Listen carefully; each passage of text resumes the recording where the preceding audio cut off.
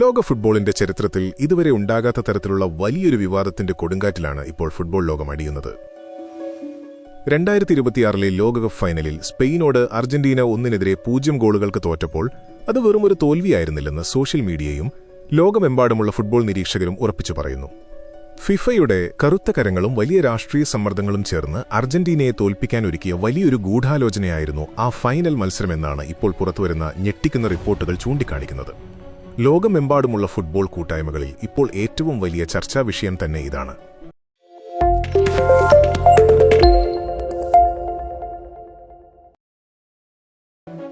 ഇംഗ്ലണ്ടിനെതിരെയുള്ള semi final പോരാട്ടത്തിൽ വിജയിച്ചതിനു ശേഷം Argentina താരങ്ങൾ ഉയർത്തിക്കാട്ടിയ ആ ഒരൊറ്റ ബാനറായിരുന്നു ഈ വിവാദങ്ങൾക്ക് തുടക്കമിട്ടത്.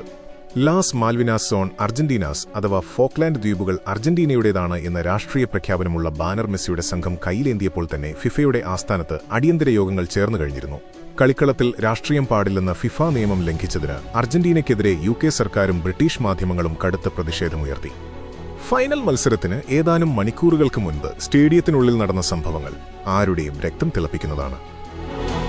മത്സരത്തിന് തൊട്ടുമുൻപ് മെസ്സി തന്റെ സഹതാരങ്ങളോട് സംസാരിക്കുന്ന ഒരു വീഡിയോ ദൃശ്യം പുറത്തുവന്നിരുന്നു. എല്ലാം മറക്കൂ, നമുക്ക് കളിയിൽ മാത്രം ശ്രദ്ധിക്കാമെന്ന് കരച്ചിലിന്റെ വക്കിലെത്തി മെസ്സി സഹതാരങ്ങളോട് പറയുമ്പോൾ ആ വാക്കുകൾക്ക് പിന്നിൽ ഫിഫയുടെ കടുത്ത ഭീഷണിയായിരുന്നു എന്ന് ആരാധകർ വിശ്വസിക്കുന്നു. ഫൈനലിന് തൊട്ടുമുൻപ് അർജന്റീന താരങ്ങളെ ഒന്നടങ്കം ഭയപ്പെടുത്തിയ ആ രഹസ്യ കൂടിക്കാഴ്ചയിൽ എന്താണ് സംഭവിച്ചത്? തങ്ങളുടെ പ്രിയപ്പെട്ട ടീം ഫൈനലിൽ ഒരു ഷോട്ട് പോലും ടാർഗറ്റിലേക്ക് അടിക്കാതെ തികച്ചും നിഷ്പ്രഭരായി കളിക്കുന്നത് കണ്ടപ്പോൾ തന്നെ ആരാധകർക്ക് സംശയം തോന്നിത്തുടങ്ങിയിരുന്നു. സെമി ഫൈനലിൽ സിംഹത്തെപ്പോലെ പൊരുതിയ ലിയോണൽ മെസ്സിയും സംഘവും ഫൈനൽ ദിനത്തിൽ കണ്ണീരോടെയാണ് ഡ്രസ്സിംഗ് റൂമിൽ നിന്നും പുറത്തേക്ക് വന്നത്. സെർജിയോ അഗ്യൂറോയെപ്പോലുള്ള ഇതിഹാസ താരം ഫൈനലിന്റെ പ്രധാന ചടങ്ങുകളിൽ നിന്നും വിട്ടുനിന്നത് വെറുമൊരു ആകസ്മികതയായിരുന്നോ, അതോ ഫിഫയുടെ അണിയറ നീക്കങ്ങളിൽ പ്രതിഷേധിച്ചായിരുന്നോ? ഫുട്ബോളും രാഷ്ട്രീയവും തമ്മിൽ എപ്പോഴും ഒരു അദൃശ്യമായ നൂൽബന്ധമുണ്ട്.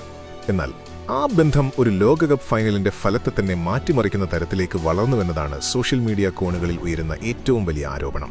സെമി ഫൈനലിൽ ഇംഗ്ലണ്ടിനെ തകർത്തെറിഞ്ഞ അർജന്റീന താരങ്ങൾ വിജയാഘോഷത്തിനിടയിൽ സ്റ്റേഡിയത്തിൽ ഉയർത്തിപ്പിടിച്ച ആ ഫോക്ലാൻഡ് ബാനർ ലണ്ടനിലെ രാഷ്ട്രീയ കേന്ദ്രങ്ങളെ പിടിച്ചുകുലുക്കിയിരുന്നു. ഫോക്ലാൻഡ് അഥവാ മാൽവിനാസ് ദ്വീപിന്റെ പേരിൽ 1972 UKയും അർജന്റീനയും തമ്മിൽ നടന്ന രക്തരൂക്ഷിതമായ യുദ്ധത്തിന്റെ ഓർമ്മപ്പെടുത്തലായിരുന്നു ആ ബാനർ. ഈ സംഭവത്തിന് പിന്നാലെ യൂറോപ്യൻ ഫുട്ബോൾ ബോഡികളും ബ്രിട്ടീഷ് സർക്കാരും ഫിഫയ്ക്ക് മേൽ അതിശക്തമായ സമ്മർദ്ദം ചെലുത്തി എന്നാണ് ആരോപണങ്ങൾ വ്യക്തമാക്കുന്നത്. നിങ്ങൾ ആ ഫോക്ലാൻഡ് ബാനറിന്റെ പേരിൽ രാഷ്ട്രീയ പ്രചാരണം നടത്തിയാൽ അർജന്റീന ടീമിനെ ഭാവിയിലെ എല്ലാ ഫിഫ ടൂർണമെന്റുകളിൽ നിന്നും വിലക്കുമെന്ന അന്ത്യശാസനം ഫിഫയുടെ ഉന്നത ഉദ്യോഗസ്ഥർ വഴി അർജന്റീന ഫുട്ബോൾ അസോസിയേഷന് ലഭിച്ചുവത്രേ. ഫൈനലിന് ഏതാനും മണിക്കൂറുകൾക്ക് മുൻപ് അർജന്റീന ക്യാമ്പിലേക്കെത്തിയ ആ ഫോൺ കോൾ ടീമിന്റെ ആത്മവിശ്വാസം തല്ലിക്കെടുത്തി. കളിക്കളത്തിൽ ഇറങ്ങുന്നതിന് മുൻപ് അർജന്റീന താരങ്ങൾ ദേശീയ ഗാനം ആലപിക്കുമ്പോൾ റോഡ്രിഗോ ഡി പോളും അലക്സിസ് മാക് അലിസ്റ്ററും ഉൾപ്പെടെയുള്ള താരങ്ങളുടെ കണ്ണുകളിൽ കണ്ണീർ തങ്ങി നിൽക്കുന്നത് ക്യാമറകൾ വ്യക്തമായി പകർത്തിയിരുന്നു. അത്രയും വലിയൊരു മത്സരത്തിന്റെ തുടക്കത്തിൽ കളിക്കാർ വൈകാരികമായി തകർന്നുപോയത് എന്തുകൊണ്ടായിരുന്നു? സെമി ഫൈനലിൽ തീപ്പൊരി അറ്റാക്കുകളും കിടിലൻ പാസുകളും പുറത്തെടുത്ത അർജന്റീന ടീം ഫൈനലിൽ സ്പെയിന് മുന്നിൽ ഒരു ചെറുത്തുനിൽപ്പ് പോലും നടത്താതെ പന്ത് കൈമാറി നൽകിയത് എന്തിനായിരുന്നു? ഏറ്റവും വലിയ സംശയമുയർന്നത് അർജന്റീനയുടെ ഇതിഹാസ താരം സെർജിയോ അഗ്യൂറോയുടെ അസാന്നിധ്യത്തെക്കുറിച്ചായിരുന്നു. അർജന്റീന പങ്കെടുക്കുന്ന എല്ലാ വലിയ വേദികളിലും ഡ്രസ്സിംഗ് റൂമിലും ടീമിന്റെ കൂടെ ഉണ്ടാകാറുള്ള അഗ്യൂറോ ഈ ഫൈനൽ മത്സരത്തിന്റെ VIP ബോക്സിലോ VIP ചടങ്ങുകളിലോ പങ്കെടുത്തിരുന്നില്ല. മത്സരത്തിന് ശേഷം അഗ്യൂറോ തന്റെ സോഷ്യൽ മീഡിയ അക്കൗണ്ടുകളിൽ നിന്ന് ഫിഫയുമായി ബന്ധപ്പെട്ട എല്ലാ പോസ്റ്റുകളും നീക്കം ചെയ്തതും ഈ തിയറികൾക്ക് ആക്കം കൂട്ടി. ഫിഫയുടെ ഈ ക്രൂരമായ കളിക്കെതിരെയുള്ള നിശബ്ദമായ പ്രതിഷേധമായിരുന്നു അഗ്യൂറോയുടേത് എന്ന് ആരാധകർ ഉറച്ചു വിശ്വസിക്കുന്നു. ഈ വിവാദങ്ങളെ കൂടുതൽ സംശയനിഴലിലാക്കുന്ന മറ്റ് ചില തെളിവുകൾ കൂടി നമുക്ക് നോക്കാം. ഒരു ഫുട്ബോൾ മത്സരം കാണുന്ന ഏതൊരു സാധാരണ ആരാധകനും ഒറ്റനോട്ടത്തിൽ തിരിച്ചറിയാൻ കഴിയുന്ന ചില വൈരുദ്ധ്യങ്ങളുണ്ട്. സ്പെയിനെതിരെയുള്ള ആ ഫൈനൽ മത്സരത്തിൽ അർജന്റീന കളിച്ച രീതി എടുത്തു നോക്കിയാൽ ആരും മൂക്കത്ത് വിരൽ വെച്ചു പോകും. ലോകകപ്പിലുടനീളം പന്ത് കൈവശം വയ്ക്കുന്നതിലും അഗ്രസീവ് ഫുട്ബോൾ കളിക്കുന്നതിലും മുൻപന്തിയിലായിരുന്ന അർജന്റീന ഫൈനൽ ദിനത്തിൽ തികച്ചും മന്ദഗതിയിലാണ് മൈതാനത്ത് നീങ്ങിയത്. ടീം നേരിട്ട പ്രധാനപ്പെട്ട പല ഫൗളുകളിലും അർജന്റീന കളിക്കാർ റഫറിയോട് തർക്കിക്കാൻ പോലും മുതിർന്നില്ല എന്നതും എടുത്തു പറയേണ്ട കാര്യമാണ്.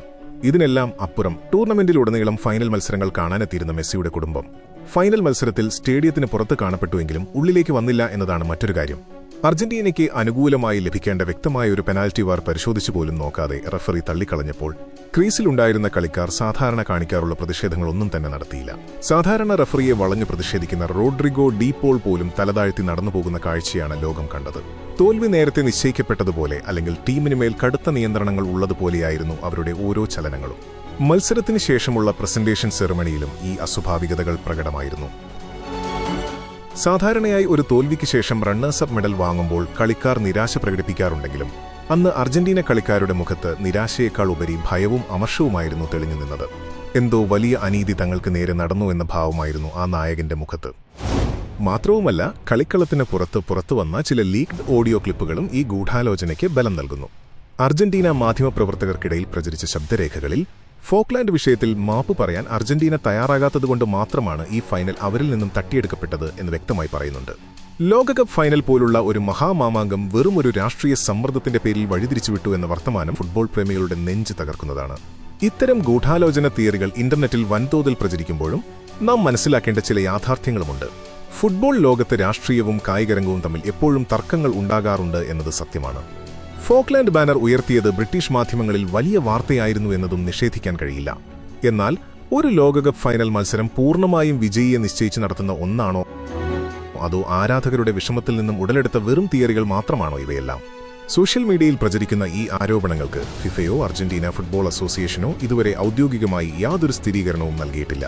എങ്കിലും മത്സരത്തിനു മുൻപ് അർജന്റീനൻ താരങ്ങളുടെ കണ്ണുകളിൽ കണ്ട ആ സങ്കടവും അഗ്യൂറോയുടെ അസാന്നിധ്യവും മെസ്സിയുടെ കുടുംബാംഗങ്ങൾ ഗാലറിയിൽ കാണപ്പെടാതെയിരുന്നതും ഫീൽഡിൽ അർജന്റീന കാണിച്ച അസാധാരണമായ മന്ദതയും ചോദ്യചിഹ്നങ്ങളായി ഇന്നും ആരാധകരുടെ മനസ്സിൽ അവശേഷിക്കുന്നു. കളിക്കളത്തിലെ വീഴ്ചയാണോ അതോ അണിയറയിലെ രാഷ്ട്രീയ കളികൾ മാത്രമായിരുന്നോ എന്നത് കായിക ലോകത്ത് ഇന്നും വലിയൊരു നിഗൂഢതയായി തുടരുന്നു. ഫൈനലിൽ കപ്പ് ആരുയർത്തിയാലും ലക്ഷക്കണക്കിന് ആരാധകരുടെ ഹൃദയത്തിൽ ഈ മത്സരം കറുത്ത ഓർമ്മയായി മാറിയിരിക്കുന്നു. ഫുട്ബോൾ വെറുമൊരു കളിയല്ല, മറിച്ച് കോടിക്കണക്കിന് മനുഷ്യരുടെ വികാരമാണ്.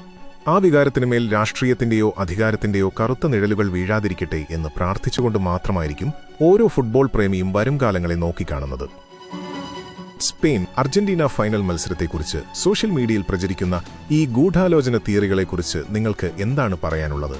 അർജന്റീനയുടെ തോൽവിക്ക് പിന്നിൽ ഇത്തരം അണിയറ നീക്കങ്ങൾ നടന്നിട്ടുണ്ടെന്ന് നിങ്ങൾ വിശ്വസിക്കുന്നുണ്ടോ? നിങ്ങളുടെ അഭിപ്രായങ്ങൾ താഴെ കമന്റ് ചെയ്യൂ.